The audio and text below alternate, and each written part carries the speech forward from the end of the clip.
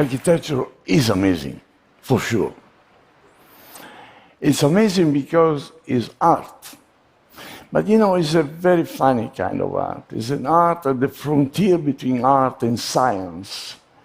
It's fed by real life, every day.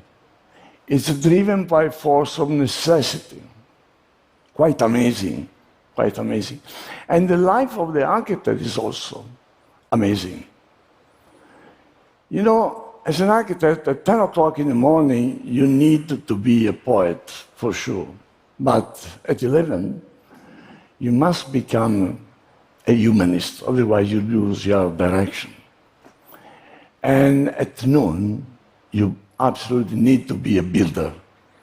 You need to be able to make a building, because architecture, at the end, is the art of making buildings.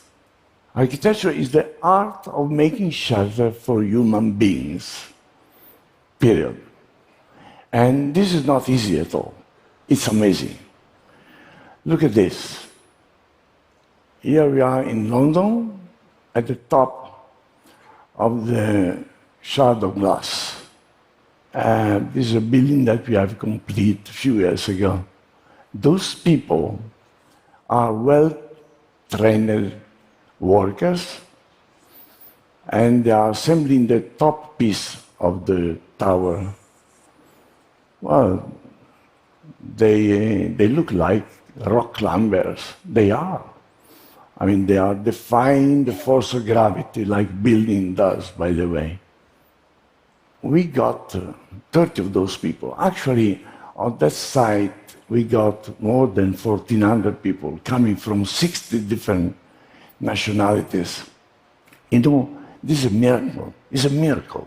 To put together 1,400 people coming from so different places is a miracle. Sites are miracles. This is another one. Let's talk about construction. Adventure. It's adventure in real life, not adventure in spirit. This guy there is a deep water diver, from rock climber to deep water divers. This is in Berlin. After the fall of the wall in '89, we built this building connecting East Berlin to West Berlin in Potsdamer Platz. We got on that project almost 5,000 people. Almost 5,000 people. And this is another site in Japan, building the Kansai airport. Again, all the rock climber, Japanese one. You know, making building together is the best way to create a sense of cooperation, the sense of pride. Pride is essential. But, you know, construction, of course, is one of the reasons why architecture is amazing. But there is another one that is maybe even more amazing, because architecture is the art of making shelter for communities, not just for individuals, communities and society at large. And society is never the same. The world keeps changing, and changes are difficult to swallow by people. And architecture is a mirror of those changes. Architecture is the built expression of those changes.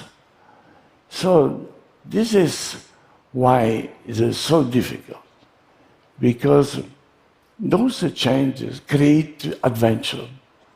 It creates adventure, and architecture is adventure. This is the Centre Pompidou in Paris, long time ago. That was back in time, 77. This was a spaceship landing in the middle of Paris. Together with my friend in adventure, Richard Rogers, we were at that time young bad boys.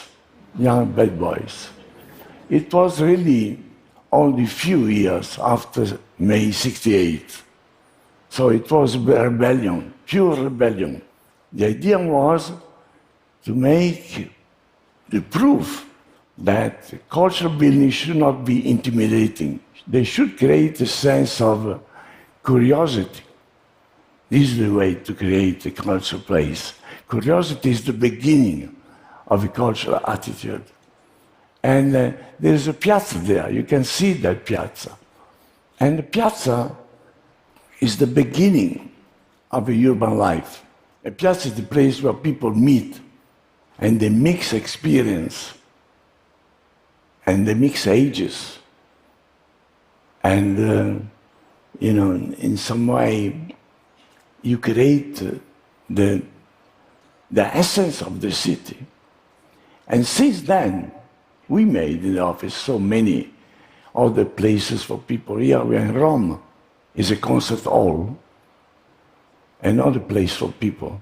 This building inside is actually designed by the sound, you can see. It's flirting with sound.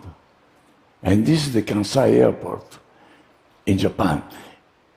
To make a building, sometimes you need to make an island, and we made the island.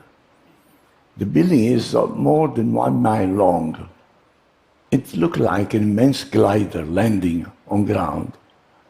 And this is in San Francisco, another place for people. This building is the California Academy of Science. And we planted on that roof 1,000 plants that they use the humidity of the air instead of pumping water from the water table.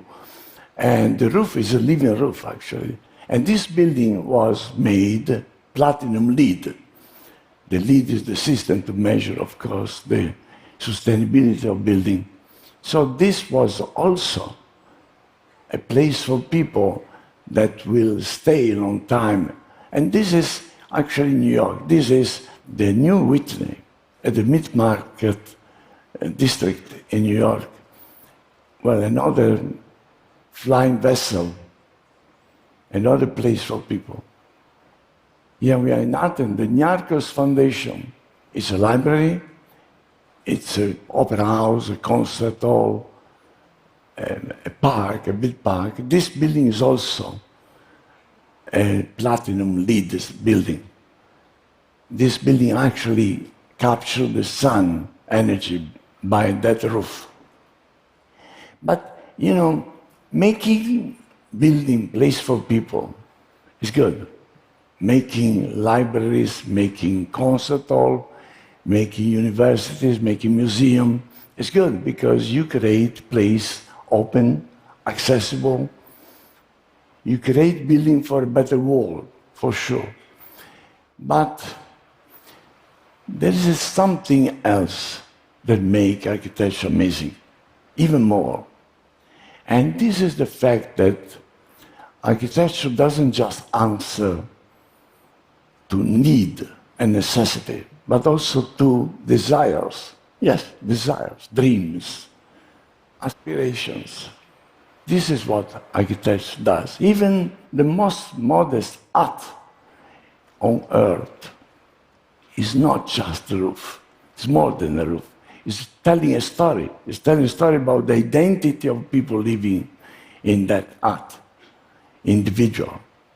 Architecture is the art of telling stories, like this one in London, the Shard of Glass. Well, this building is the tallest building in the Western Europe.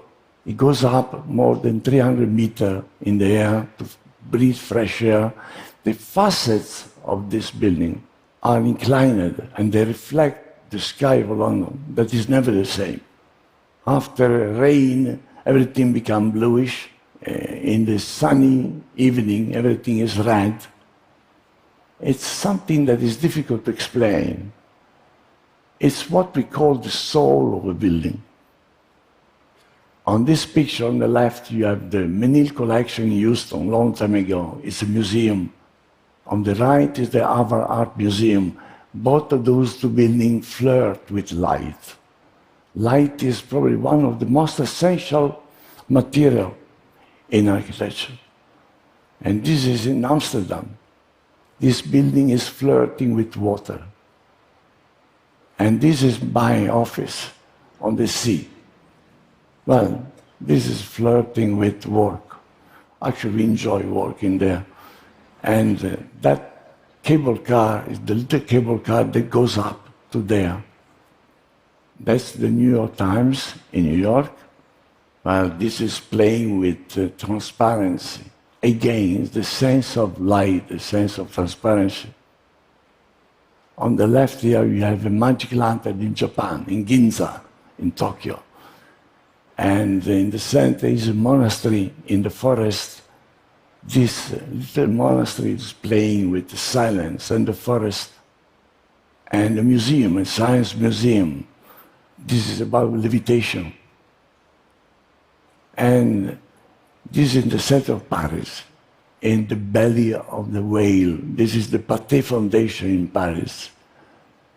Well, all those buildings have something in common.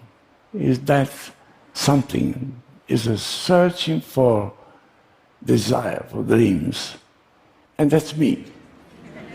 Well, it's me on my sailing boat, and flirting with breeze. Well, there's not a very good reason to show you this picture. I'm trying. You know, well, one is clear. I love sailing, for sure.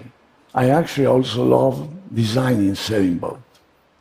But I love sailing because sailing is associated with slowness and silence and the sense of suspension. And there is another thing that this picture says. It says that I'm Italian. Well, and there is very little I can do about that. I'm Italian and I love beauty. I love beauty.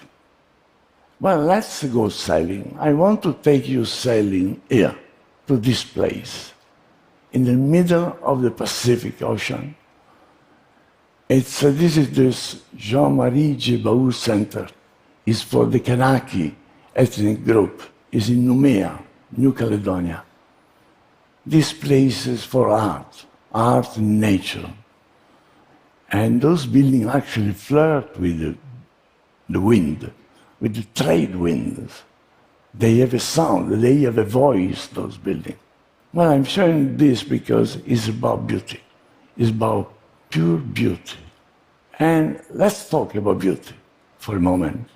Beauty is like the bird of paradise. Well, the right moment you try to catch it, it flies away. Your arm is too short. But beauty is not a frivolous idea. It's the opposite. In my native language, that is Italian, beautiful is bello, bello. In Spanish, beauty is bellezza. In Greek, beautiful is kalos. When you add agathos, that means beautiful and good. In no one of those languages, beautiful just means beautiful. It also means good. Real beauty is when the invisible join the visible, coming on surface. And this doesn't apply only to art or nature. This applies to science, human curiosity, solidarity. That's the reason why you may say this is a beautiful person, there's a beautiful mind. This is the beauty that can change people in better people by switching a special light in their eyes. And making building for this beauty makes a city better places to live. And better cities make a better citizen. Well, this beauty, this universal beauty, I should say, is one of the few things that can change the world. Believe me, this beauty will save the world. One person at a time, but it will do it. Thank you.